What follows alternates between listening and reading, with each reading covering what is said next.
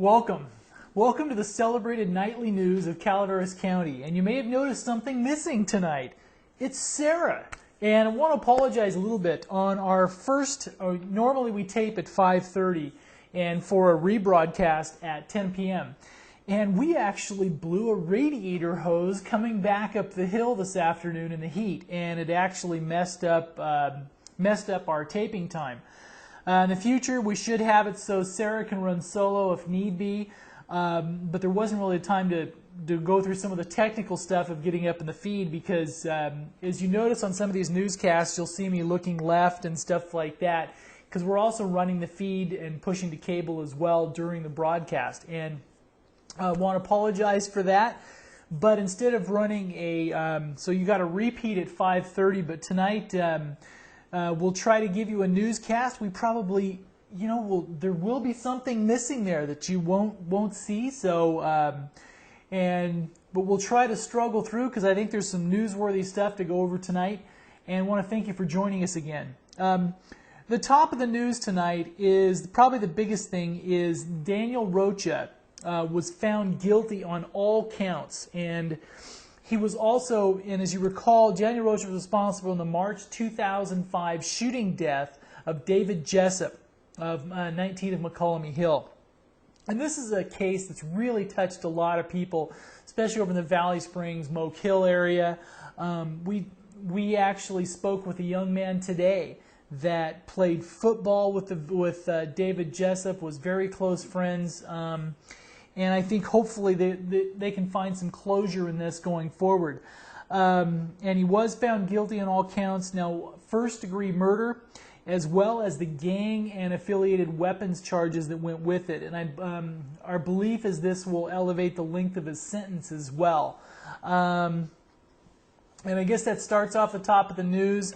And just to start off is that Daniel Rocha was found guilty on all counts, including the gang and weapons charges. Also, while we're on the crime on the crime stuff, shall we say, is also on the murder that occurred over in Tuolumne County in Murderers Gulch that we were talking about. Some of the preliminary autopsy reports is that the victim was shot. So, and that was the Wallace man that perished in that. And it looks like, and normally we don't have stuff like that up here. This is not a normal occurrence in our neck of the woods, but there it is. So, and going forward, and it was, I guess going back to a little more of our normal subject matter we like to talk about, is the Calaveras County election results are in.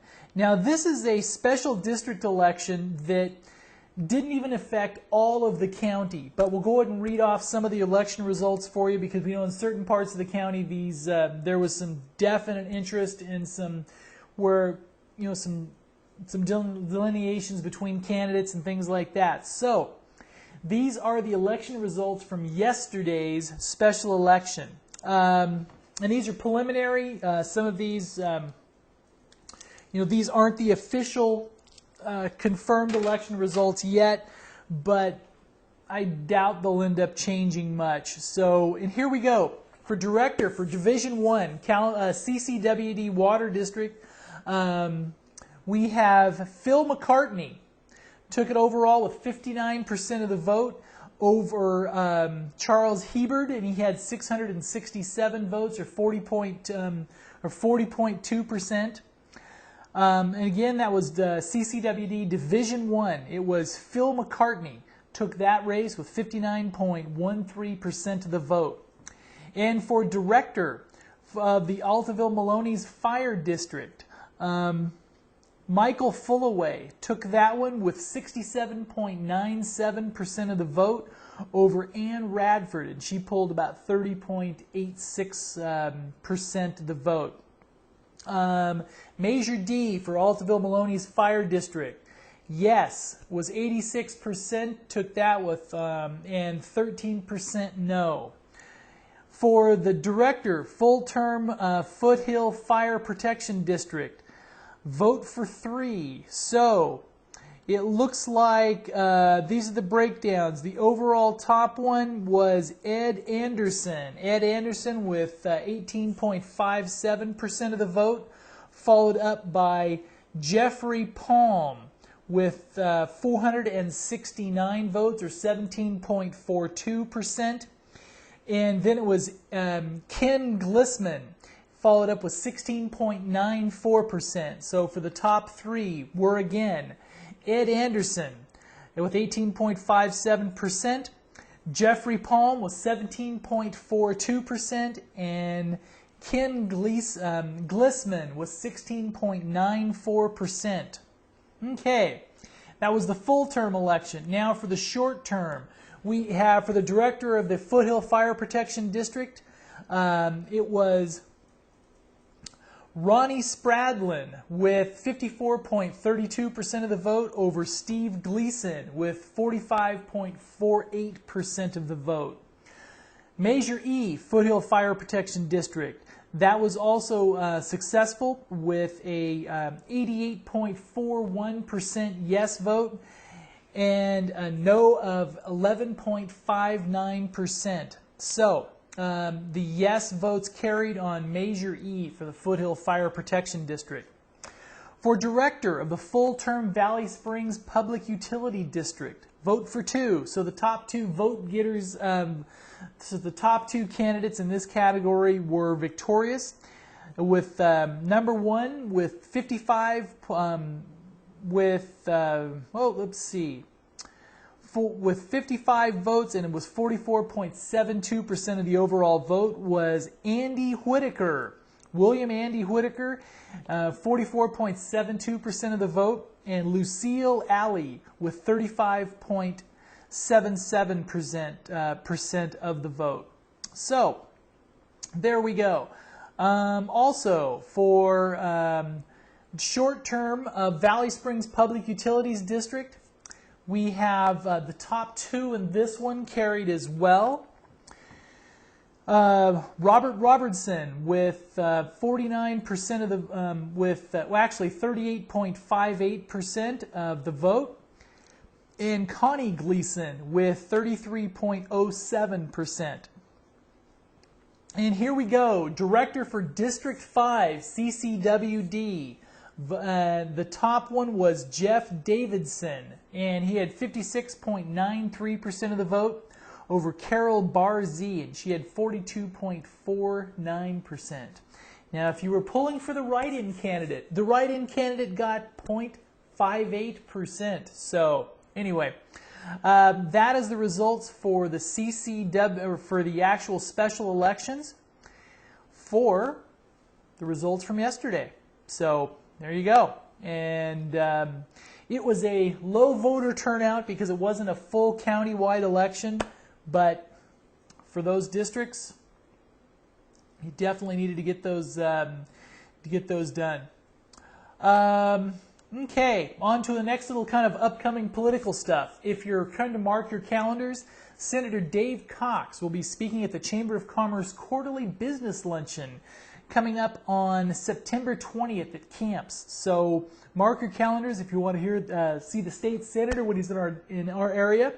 That will be on September 20th at Camps Restaurant, 12 p.m. lunch. And excuse me, need to little something in my throat here. Okay, and for information, you want to call 736-2850, 736-2850. And tonight we had the pleasure of attending the Arnold Rural Livable Community-Based Mobility Plan Workshop. Now there is a mouthful, but this was actually very exciting because what they are looking at is from a thing that was funded by a Caltrans grant, they are able to study and go forward with looking at the plan for downtown Arnold. And this one is where they can look at, and it's not just for bike paths, but this is an all-encompassing plan to where it's really some very, very nice things to where in some ways this is almost a redevelopment project for downtown Arnold. It will allow for all kinds of things. Yes, they want to find other access things for walking and bicycle paths to be able to tie the community together, but it's also much more than that, because they're looking at extending for, I guess, for an identifiable project. If you look at what Barry Ward has done with his building, it has been a wonderful thing of taking those buildings and actually doing a wonderful job updating all the facades, improvements. So not only does it make the buildings a lot more functional, aesthetically it is really a very nice thing. Now this is a very well organized thing by the I believe it was the Stanton Group that's doing the planning, and it's lots of different elements. If you're looking at enhancing aesthetically what the roadways can do, and they had a let's let me get my notes from the meeting here, and it was some very interesting things to where they looked at some towns that were similar in elevation and snow level, and also that maybe they were gateway communities. For example, similar to Arnold's proximity to Big Tree State Park, and also further on up the hill for Bear Valley. Comparing downtowns of, for example, Lake Oswego, Oregon,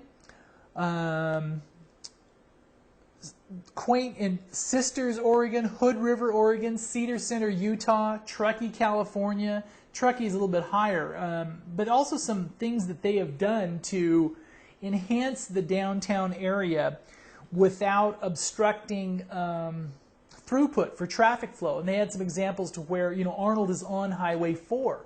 And one of the components of that is you don't want to impair through traffic on Highway 4. But there was looking at making a focal point for downtown for more of a business district. And a lot of this is outgrowth of the Arnold Community Plan that was completed about 10 years ago. The plan was completed, but there hasn't really been a implementation process. Now this is looking at actually looking at the process of starting to do some implementation of it. And there's some different things if you're looking, and no doubt that, you know, everybody's been following the county's general plan update process, how we want to proceed with growth in various areas of the county.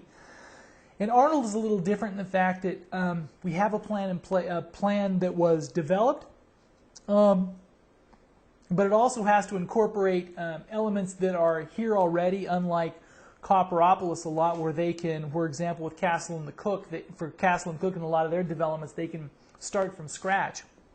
With Arnold, it's incorporating the assets that are there, tying them together, and some really good positive things came out of this meeting.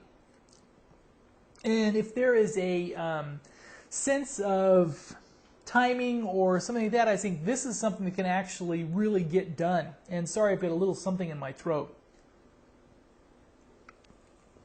So going forward, I think there's also going to be, and we'll let you know on our site when the next meeting is, but this is something if you live along the corridor, or if you just care about the business environment along the corridor, something that is billed as just a mobility plan or a livable community, this is actually going to be a much bigger project, or this project can have much larger ramifications than I had anticipated.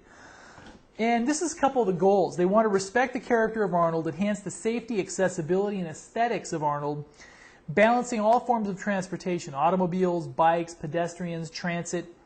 And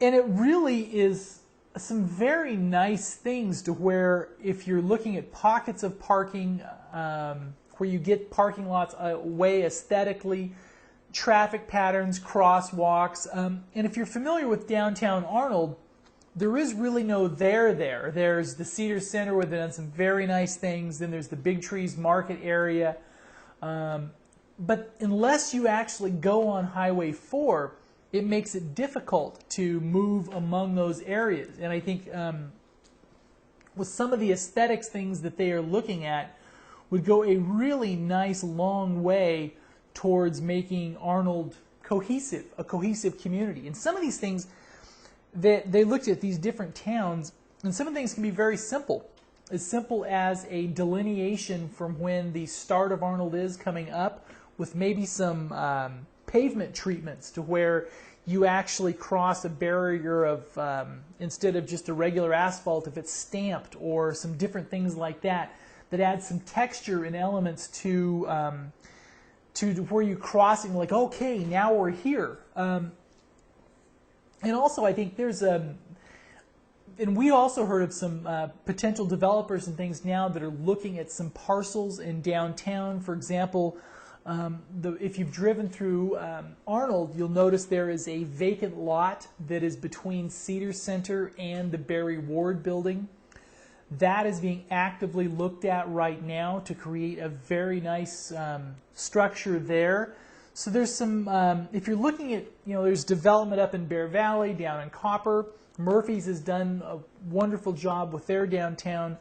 You really sense that there's a concerted effort now on behalf of a lot of people in the community to really do something with downtown Arnold. And it can be as simple as a beautification process with a few walkways and paths, or a complex, comprehensive project. And it's really nice to see it put forward, because I think it'll really have some legs to really do some things, some really fun things. Also, was it hot enough for you today? Well, it was hot enough for us because we actually blew a radiator hose, as we'd mentioned earlier, so the heat definitely affected us. But we also got a release from PG&E today. PG&E is asking customers to conserve energy this week as temperatures heats up across California, and we'll just read the first paragraph. But basically, the CalISO declares flex alert days for Wednesday and Thursday. Triple-digit temperatures are forecast for many parts of California this week, and PG&E is asking customers to voluntarily conserve to assist California's electric grid manager to maintain adequate supply reserves in the state. They don't anticipate any brownouts or shortages, but they do expect the highest electricity demand of the summer. Flex alert days today and tomorrow, urging Californians to flex your power now, especially during the peak times of 4 p.m. to 6 p.m. And these are some of the tips that they always say on these, but they bear repeating. Set the air conditioning thermostats at 78 degrees or higher. Cool with fans. Draw the drapes. Turn off unnecessary lights and appliances. Use big appliances early in the day or late at night. And PG&E will also voluntarily curtail usage in their own facilities. So isn't that nice of them? But anyway, also, back on a couple little things is the October 18th marks Community Pizza Kickoff Day for Relay for Life meeting. And a lot of you think that Relay for Life is just for their one big 24-hour relay event of the year, and that's part of it. But also they do a lot of activities throughout the year. And I apologize, a little bit of a frog here again. Okay, you're ready for Relay for Life meetings to be held at the Angels Camp Firehouse on Highway 4. Meetings will be held at the third Thursday of each month. Committee chairs will meet at 6 p.m. and anyone else interested in helping at Relay for Team Captains will be meeting at 7 p.m. The October 18th meeting will be the Community Pizza Kickoff meeting. They are setting a goal of 50 teams and $200,000 for the goal for this next year. And their fundraiser will be the first fundraiser will be the Valley Springs Bunko Tournament on October 20th, the Veterans Memorial Building in Valley Springs. Paint the Town Purple box, and a box at the post offices at Angels Camp in March and April for him of all relay. There we go. So anyway, and also one of the big things for next year's Relay for Life is it's going to be a telethon, and the Pinetree.net and Golden State Cellular will be behind this, and I guess that's kind of us on the Pinetree.net. And also, plans are to push it 24 hours live on cable channel 7 as well. So this will be a real telethon to where we'll push it out live for the full 24 hours. You'll be able to watch it live online or also on cable. And Golden State Cellular will be providing phones that you can call in and make your pledges. So it should be a fun event. So mark your calendars for next year, and let's make it a good one. And also back on the news is a couple releases we've gotten today.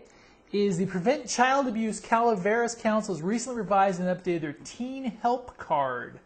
The Prevent Child Abuse Calaveras Council recently revised their Teen Help Card. These cards are free and available for distribution. The Teen Help Card is a great resource for teens, educators, and providers. This bookmark-sized card features 50 phone numbers of state and local service organizations which provide information on education, teen crisis lines, teen counseling, drug and alcohol problems, health and safety issues. So if you have a teenager or you are one, give them a call at 754-6110, and this is the Prevent Child Abuse Calaveras Council's Teen Help Card, and this has about 50 phone numbers for teens and also probably other people as well. Again, I apologize for having to drink that. We had a little bit of a frog in the throat. And on a little bit of a sports note, the Ebbets Pass corridor, Highway 4 corridor fishing report is out. And this is from Bill Johnson at Ebbets Pass Sporting Goods. Labor Day weekend is the upcoming week. Make sure to call ahead for camping or lodging information. Reserve your favorite place. But this is kind of the rundown on fishing. Lake Alpine has been good fishing early morning and the last hour of the evening. Trollers should try using apex, needlefish, and glitter bugs behind a small dodger tipped with a night crawler or flasher night crawler combo. Bait casters should try floating power eggs or gulp power bait. And here we go. The ramp at Spicer Lake is now out of the water with only the tip of the dock still in. You will need a four-wheel drive to launch. If you do launch at Spicer, where the rocks that are just under the surface around the lake, trollers should try using some of the things we mentioned before: apex, needlefish, wedding rings, and glitter bugs. The North Fork of the Stanislaus has been slowed to the heat and the full moon. But bait fishermen should try split-shotting inflated night crawlers, salmon eggs, crickets, floating power eggs, gulp night crawlers. Lure casters should try panther martin spinners and repellers. And then also for fly fishermen as well. White Pines Lake near Arnold has been producing fish early morning and late evening. Try using floating power eggs on 30 to 36 inch leaders and cast a bubble. Mosquito Lake has been doing some fat rainbows. This last week, a customer brought in a 5-pound, 4-ounce beauty caught with floating power egg, salmon egg combo. So basically, Mosquito Lake, this is if you haven't been up to Mosquito Lake, and this is for some of you fishermen as well, it's really, really pretty. It is just a gorgeous place. And if you just go up there, spend a few minutes up there, and wander on up. You'll be glad you did. On to a little bit of national news, a little bit of interesting stuff. And if you're looking at this and also if you're going back to the Atlanta Olympics, Richard Jewell is dead. Richard Jewell has passed away. And we're waiting for that a little bit to come up. And Richard Jewell, the former security guard, once suspected in the Centennial Olympic Park bombing, then cleared, died at his home Wednesday morning. For the past 3 years, Jewell has worked as a deputy sheriff for the Meriwether County Sheriff's Department and been out on medical leave. So he was only 44 years old. Wow, 44 years old. And downhill, I guess he had diabetes and going down there, but they said he was a great officer. But what he went through in his in his time frame of after the Olympics. That was a media witch hunt if there ever was one. GOP senators are asking Craig to step down or resign. They've also, for some of the things we've heard today, they've also asked Senator Craig to step off some of the committees that he was on. And so it looks like they're asking him to just urge him to resign and pull himself from the Senate. And if you recall, Senator Craig was the man that was caught up in somewhat some people are calling Brokeback Bathroom, and this was the alleged sex scandal that happened in the Minneapolis airport.